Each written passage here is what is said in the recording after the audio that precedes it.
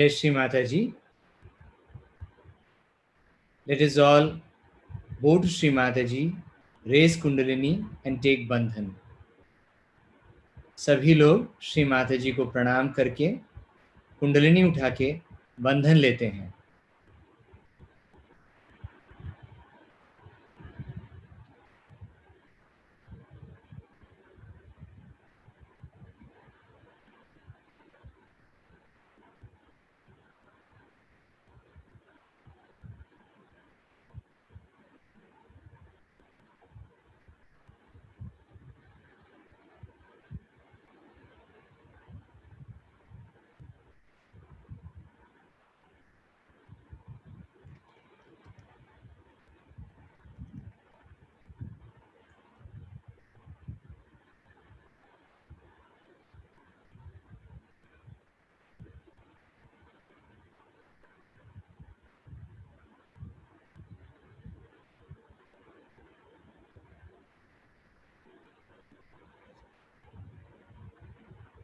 हम पहले 3 महामंत्र लेते हैं और श्री गणेश मंत्र लेते हैं.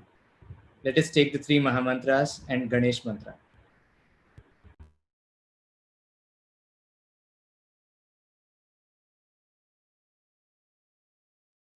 तीन महामंत्र.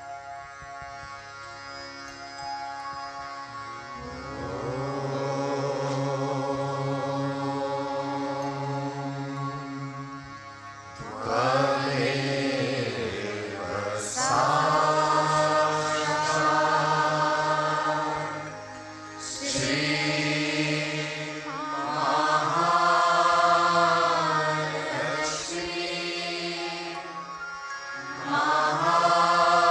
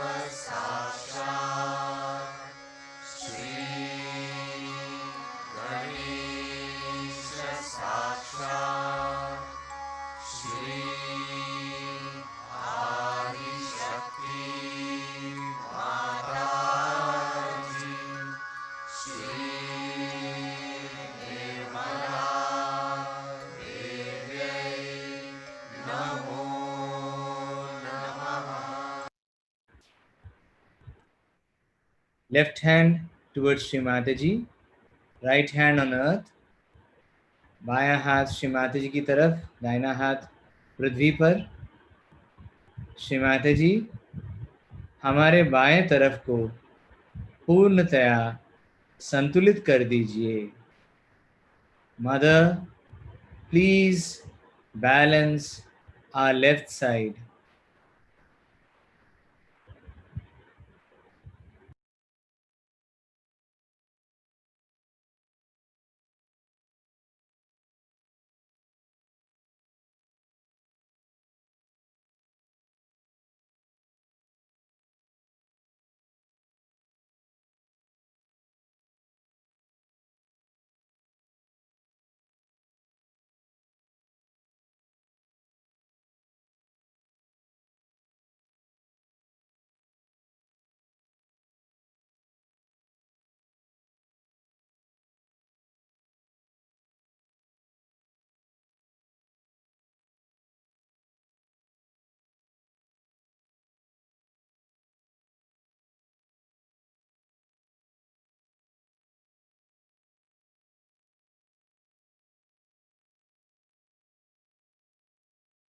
Let us balance our right side.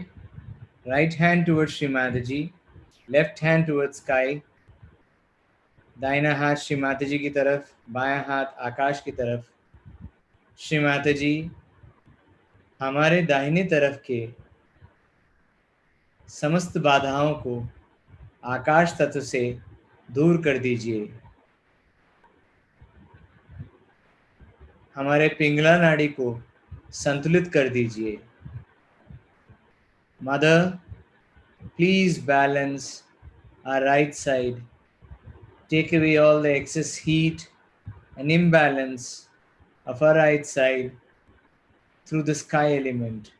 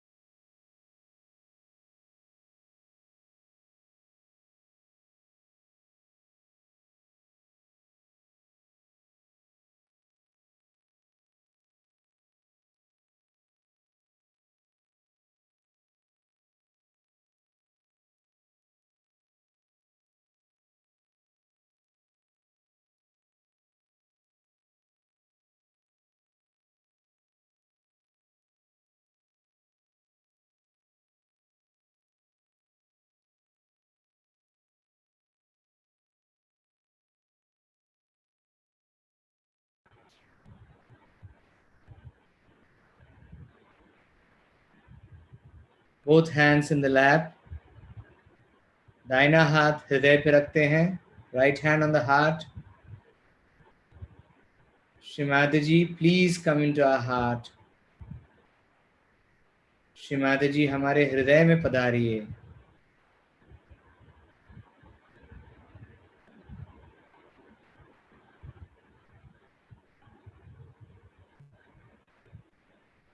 दोनों हाथ गोदी में, both hands in the lap.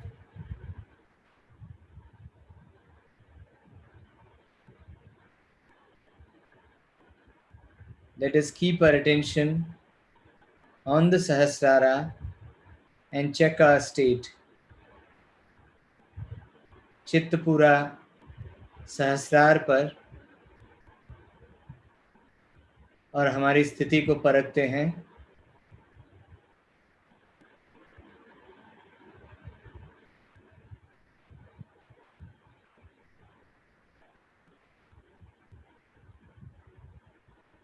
Right hand on Agnya Chakra on the forehead. दाहिना हाथ माथे पे।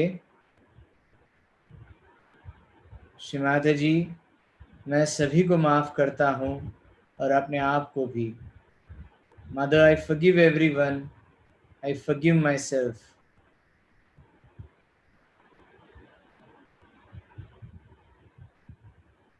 दाहिने हाथ को सर के पीछे रखते हैं, बैक आज्ञा पर.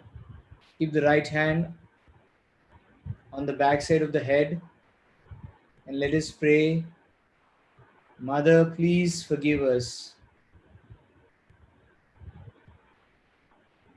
माँ, हमें माफ़ कर दीजिए. जाने अनजाने में हमसे जो भी गलती हुई हो, हमें माफ़ कर दीजिए. Mother, please forgive us for all the mistakes that may have happened through us, knowingly or unknowingly. Please forgive us.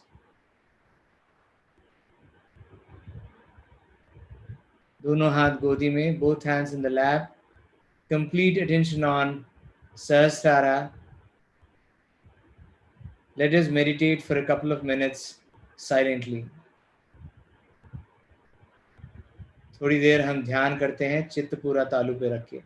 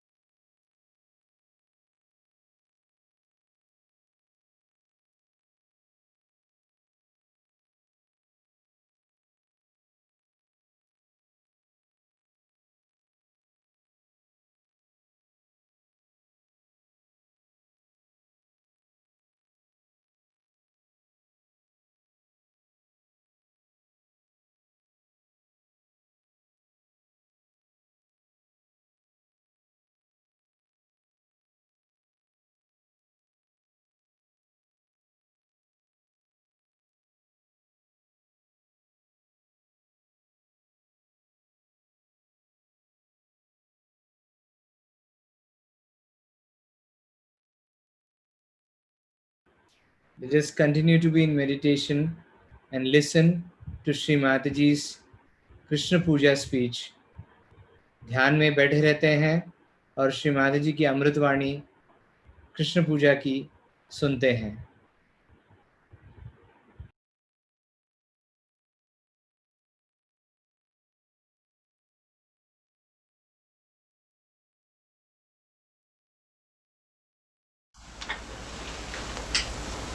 First time when I came to United States, I came to Los Angeles first because it's a place of angels. Actually, I thought that must be a very holy place to come down. First of all, in this great land of United States. Now, as you know, that United States or America, the whole of it, is the Vishuddhi Chakra, out of which we have 3 sides to the Vishuddhi Chakra.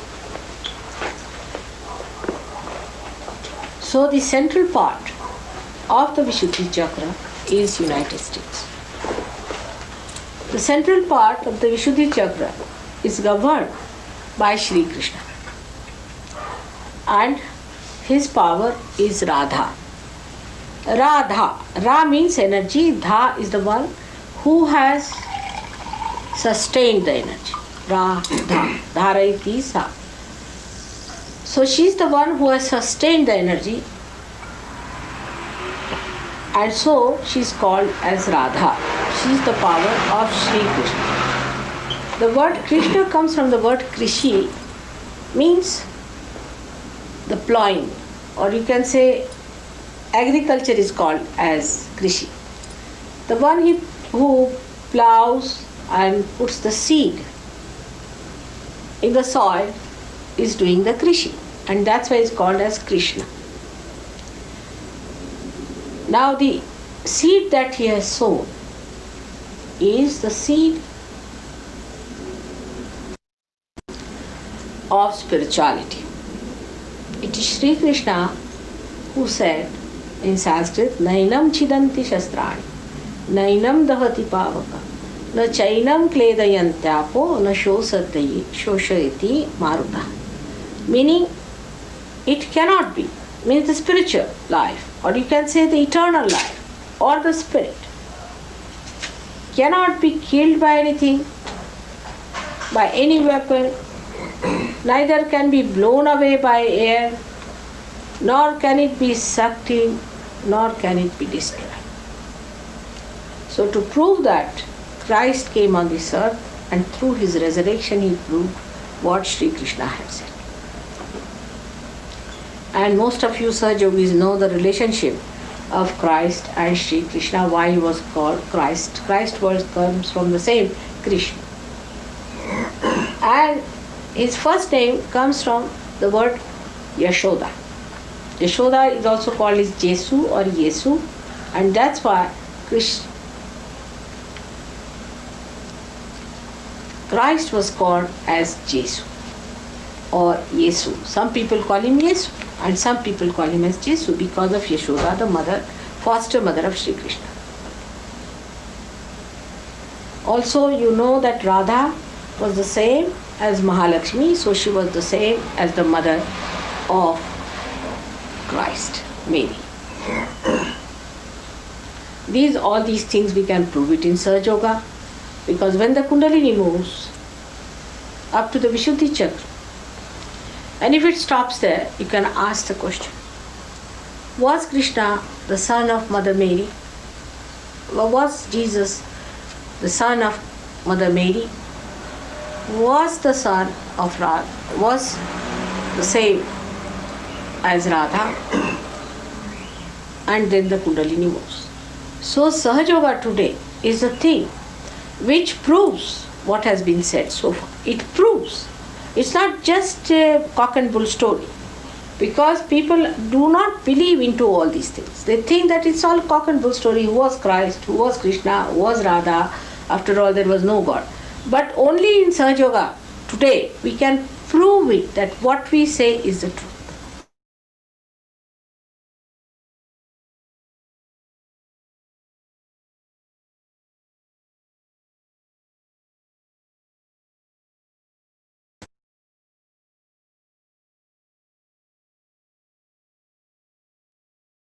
Like the computer, you start working. And whatever question you ask, answer comes to you as tremendous vibrations, or it stops, or you might get heat, or you might get blisters. So the whole message is communicated to you through your fingertips. As Muhammad Sahib has very clearly said, that at the time of resurrection, your hands will speak. But the Muslims do not want to talk about resurrection at all, because they want to frighten people with the doomsday. They don't want to talk about the resurrection time which is going to come, which is the intermediary time, because they want to use the time which will frighten people by saying that now your doomsday is coming. Now your doomsday is coming. So everybody is frightened about God, and they think that now we should just wait for our doom. Nothing else is in between. So this is how the Vishuddhi Chakra is a special one. Now Vishuddhi Chakra was created on the Saturday. So it is the Saturn, that's the important star of the Vishuddhi Chakra. So whenever the Saturn is at the highest, America will be in a better place to do things. But I don't think they know much about themselves. They don't know what they are, why they are on this earth, what is their work, what they are supposed to do, or what is the purpose of God of creating America. The first job of the Vishuddhi Chakra within us was that when we became human beings, we raised our heads up like that. When you raise your head up like that, you have become a human being, in the sense that now there is a new movement in your consciousness. Now the new movement in your consciousness started about 6,000 years back, when Sri Krishna came on this earth. That the new movement was that it is the Father. The advent of the Father was celebrated, and that's how people developed a kind of a new instrument within themselves called ego. When the brain was lifted like this, you see, it expanded in a pyramidical. So pyramid, it became a pyramid.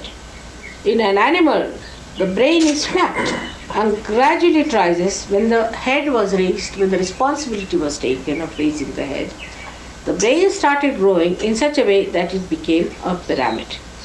And when it became a pyramid, the attention became a different attention from that of animal. Because when the waves of your consciousness fell on the sides of the pyramid, they went into the parallelogram of forces, by which the resultant force, now it falls like this, goes like that, the resultant force is like that, had two sides. One was this, another was this. So the consciousness, or we can say the attention, instead of going inside, started going outward. So one part of the resultant was going outside, and that's how when you became a human being, your attention went outside. It's the human beings only who have their attention outside. Not that the animals don't have, but the attention of human beings are such that they create reactions. Like you see something, now I see doctor's house, for example, then a reaction starts in my mind. What is this? What does this mean? How much it must have cost? From where did you buy it? Anything you see, it starts giving you a reaction. Not to the animals. Animals at the most, they will say, this I must eat, that I must eat, that I must get. But they do not think about it. It's only the human beings who reflect. And this reflection comes because of the pyramid-like structure of the brain. And this has a special reaction in the brain itself, that we start developing our own ego, our own myths, our own mental projections. And when we develop our own mental projections, this ego starts developing, I know what's wrong, all these nonsensical things come. And once that starts working out, the balloon of the ego starts rising. It starts pushing the other balloon which was within us, is of the superego as an animal, and then comes up in the center.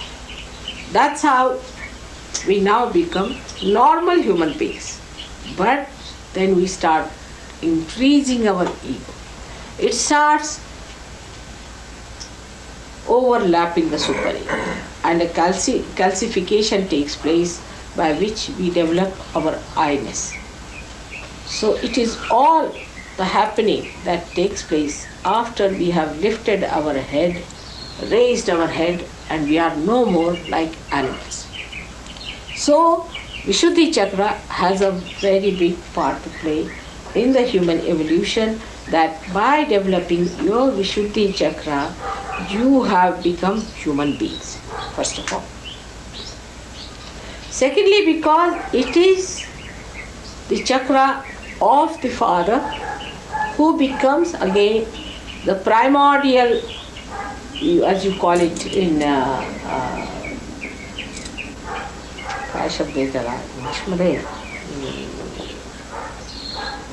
macrocosm. You become the macrocosm. You are the microcosm, and the Father is the macrocosm.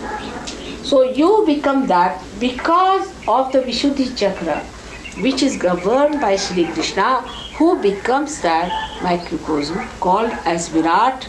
In the brain it is expressed in this part of the head.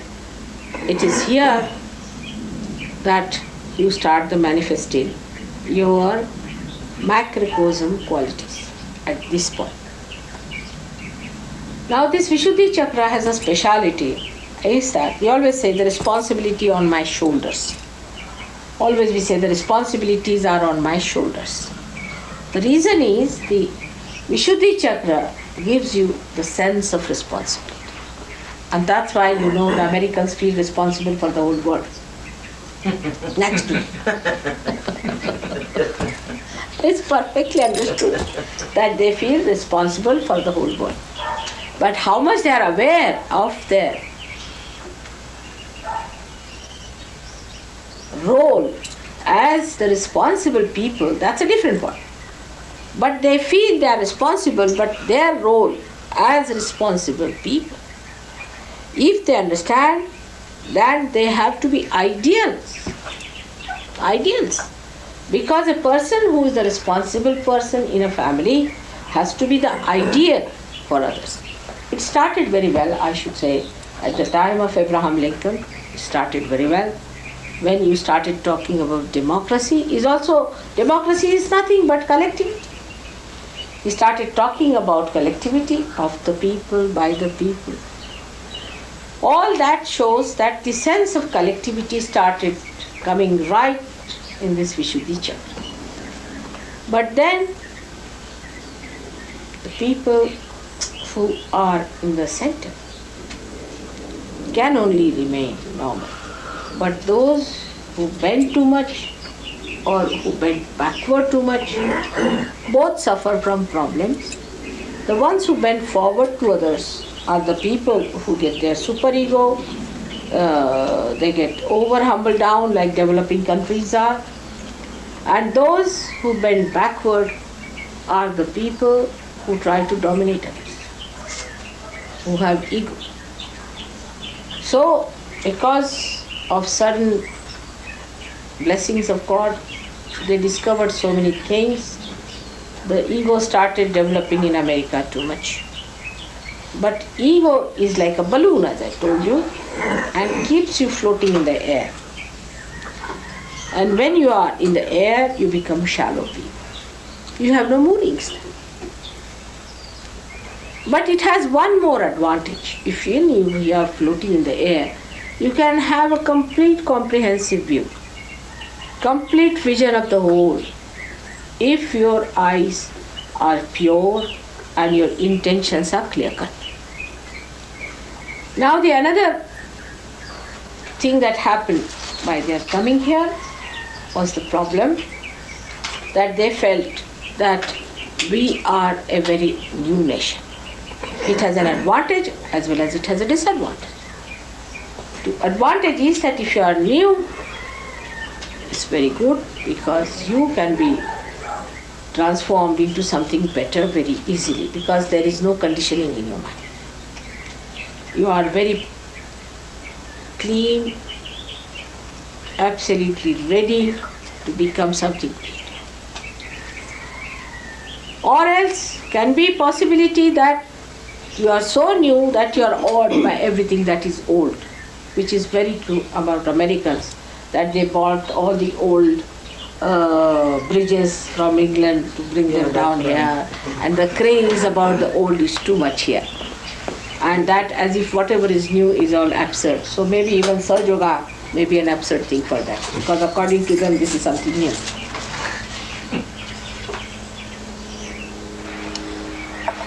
Because they are new nations, they have started discarding all that is new. Is an absurd thing.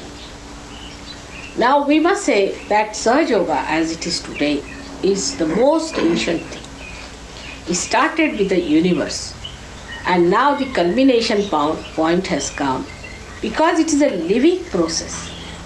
As you see a flower on the tree, it says first new flower. But the flower has come out of a seed which has got the roots, then it became the trunk, then it became the leaves, and then it has now become a flower. So though it looks a new flower, it has a big heritage. In the same way, Sahaja Yoga is as ancient as this universe is. But to people who have such a hankering for traditionalism, find it difficult to find out what is real tradition. Only those who are traditional people can know what is real tradition. Last time I came here in America and I was shocked that a person came to interview me. And when he was talking, he asked about one gentleman who was most untraditional from Indian point of view. His name was Krishna Paramahansa. He married a woman and made her a mother. I mean, nobody has done it. Rama has not done it, Krishna has not done it. It's an absurd stuff. But for them, he was the most traditional man. And he told me that, Mother, your Sahaja is not traditional if you don't believe in Ramakrishna. Last 50, 60 years, all such neo-traditional people came up. Another one was this Pondicherry fellow. Another absurd situation. He called this woman a mother, and his relation with her is ambiguous. You don't know what relationship they have. I mean, that is something in Indian tradition is an impossible situation. You have to have clear-cut relationship with everyone. You cannot have ambiguous. Neither a friend, nor a wife, nor a mother or a sister. That kind of a situation is most untraditional. It's never thought of. I mean, you Indians can know this is not possible. This is an absurd situation. But for some people, it is traditional. What happened about 60 years back, I think about the time of my birth only, the negativity started taking a new form. In understanding the Western confusion. They are all Westernized, if you see them. And the Western confusion, they took over for their own advantages. They used it for their own advantages. And this is where the Western people have failed to make them out. The other day, at the Jungian place, I was to talk to Jung people with Sahaja and Jung. Now Jung, I came to know only when he died, because there was a little article about him. I never studied psychology. Of course, I tried to learn some vocabulary to talk to them. Sometimes I thought I may have to talk to them also. But these Jungians, all very intellectuals and great people sitting before me, you see, about 100 of them, the president of American Jungian Society. I just gone through a book just before starting it and I saw some diagrams which really puzzled me. The first conception they had, of course it's all mental conception of you. I don't blame him because he got realization, but he did not know how the stage was created, was with the framework of the stage, and his movement was still of a seeker to find out how he got his realization, and all movements were linear. They were not expanding from one point all over, so it was not so integrated. Now the thing they showed was that at the bottom of it was the unconscious, which is never going to be conscious. On top of that was the conscious, unconscious that can be conscious. Then there was subconscious, and on top of that was the ego. I mean, what a mess of a thing it was. I told them, see, now the word unconscious itself is confusing. What do you mean by unconscious? Whatever you don't feel on your central nervous system is unconscious, all right. But what does that mean? We don't feel the subconscious, then subconscious is also unconscious. Whatever we don't feel, for example, there are certain sounds of certain frequencies we don't hear at all. We hear whatever is tolerable to us as human beings. That you all scientists know. We don't hear everything. So all that is unconscious. Means it's a mixed bag. All sorts of things mixed up together. But God is not a hodgepodge person. See, He is a clear-cut gentleman. He knows what He's doing. He is the greatest organizer. And how can you put you into a bag like that the unconscious is below, then on top of it is the unconscious that is going to be conscious, on top of it is the subconscious, on top of the consciousness, on top of that the ego. So you go down, carrying all this inside you, where do you go? And how do you go? So the first mistake was that there are layers one on top of another. It's not so. They are placed vertically. The ego is on the right hand side and super ego on the left hand side. the future on the right hand side and the past on the left hand side. So the subconscious on the left hand side and the supraconscious on the right hand side. And the central path is kept clear cut. I mean, in any organization, say if you go to the airport, do you have like this that you have to pass through the walls to go to the aeroplane? If we human beings don't commit such horrible mistakes, how can God commit such a mistake? So it was absolutely wrong to think that way. So the central path is in the center, while the right side is on the right side and left side on the left side. And you don't have to go to the subconscious at all, because they justified all these people who are trying to make them hypnosis, or they are trying to hypnotize them, or to give them a new type of a sort of an experience. All that was unconscious, we should accept. Even some people, if they start suddenly jumping, they say, oh, it's great. So the sensations that you get from the subconscious and the supraconscious were accepted at some degree. It was a confusion of your intellectuals, I should say, complete. But it is not so. Your path is straightforward, absolutely, for Kundalini. Only thing, the one who has to raise it had to come, that's all. But otherwise, it's all very well. And there is no need for you to get into that horrible subconscious. When I told them, they were amazed. They said, Mother, it is so simple. I said, it's very simple. Your unconscious is divided into four. One is the collective subconscious. One is the collective supraconscious.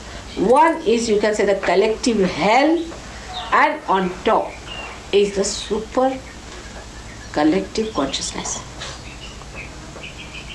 So where do we have to go? We should know our destination. There we have to reach. And that is how the problem of all these people getting entangled with Muktanand. Yes, they asked me a question, what's wrong with Muktanand? Why is so dangerous? One lady, poor thing, as Sahaja would have it, she came, she said, oh, I went there, I broke my back and I'm finished once more. He's such a dangerous man. He flattered me, I went there and I don't know what has happened to my back. I can't sit for more than 10 minutes in one place. I have to get up. And I have a vibrator, I have to always put it like that. So I said, see, the dangers. Then the another theory they started, that we must suffer if you have to go to God. Why? I mean, that's not God's idea by any chance. Why should you suffer? He made Christ suffer for you. Finished now, no, you better not suffer. There's no need to suffer at all. So all these ideas penetrated into these Western people. And these mental projections they accepted without even understanding what is written in other books we should see. And they could only go as far as those 60 years where these horrible people who went to India, very shallow people, they saw some of these tantric books because they wanted to justify Freud through Indian culture. So they got the tantrikas, erotic things and all that, and brought these books, and some of them read, I don't know what books, to say that Kundalini in the stomach, somebody says in the brain. I mean, they don't know where the Kundalini is, and they're writing such big books. Can you imagine? Such big books they've written. Now, when the books are written, every book is not a scripture, but to them, if it is written in the book, you see, it's a scripture. And that's how the whole confusion started going on. So these people came down, took full advantage of it, and now they have become great gurus with a lot of money, rich people. But now, as the hand of God is great, one by one, they are getting out of the heads of these people. And now, I hope a day will come when people will see the light. So the task of Sahaja Yoga is to establish the truth within yourself. It is not that we can have a membership. We cannot have a person enrolled into it. We cannot call them as branded Sahaja Yogis. It's the growth of the person that is to be seen. Now there are so many lectures which I have given about Ritambara Pragya and all those things, and I think for every Sahaja Yogi it is necessary to listen to those lectures, go through it, understand them, and to meditate so that you grow. Because it's not a plastic thing that we can create. It's a living process of the living energy of the living God. And so it has to grow within. By thinking, you cannot make it grow, but by not thinking, you allow it to grow more and more. As it starts growing within you, then only you realize that what you are. That's the only way you have to reach a state of that super consciousness and establish yourself there. Then only you will know what I'm talking about. Now today's puja is another thing. Now what is a puja? Many people say, what's a puja is? Actually, yesterday I had a puja, and it's not easy for me to bear the pujas, to be very frank, because the vibrations are so much that I don't know. And then I went to the airport, 2 hours, we took out the vibrations and put them for all the New York airport. It was necessary, it worked out. Because vibration starts flowing with tremendous force.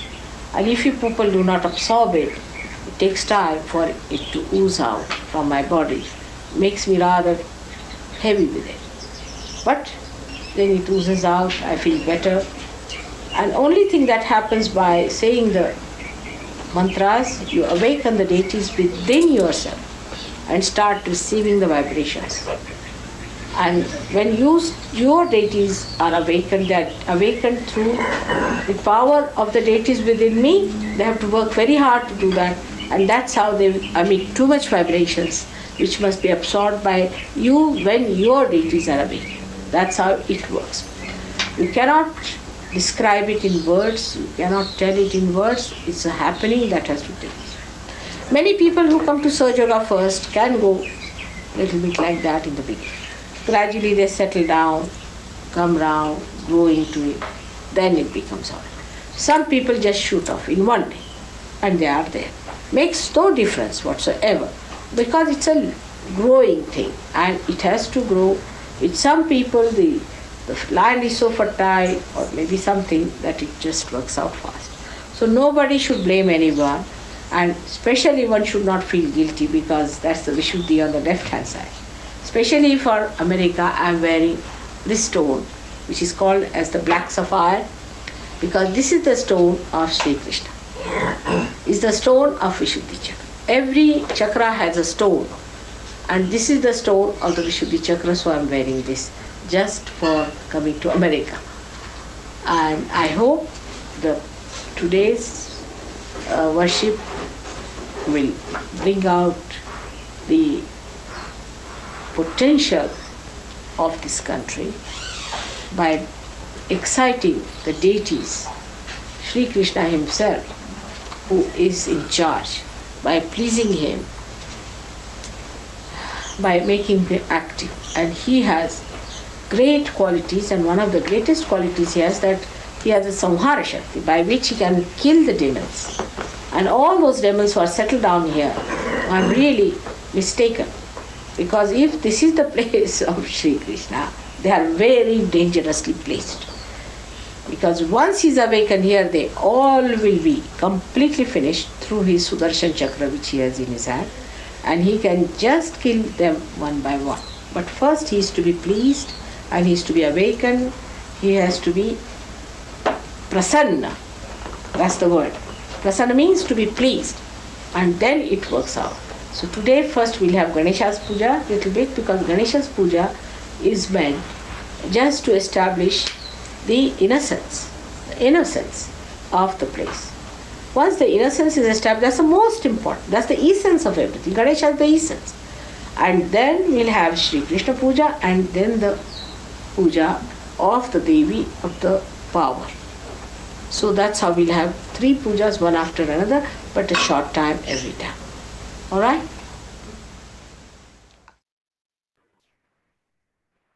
Let us meditate for some time. कुछ समय ध्यान करते हैं.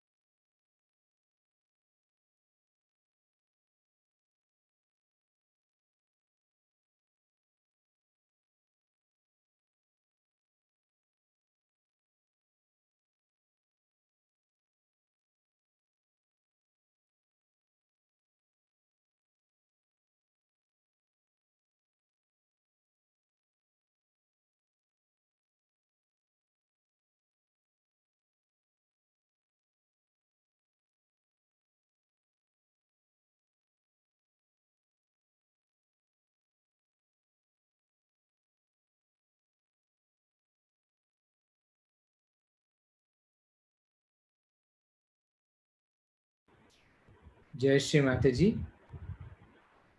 Thank you, Shri Mata ji. Let us all raise a kundalini and take a bandhan. Kundalini उठा के बंधन लेते हैं. जय श्री माता जी.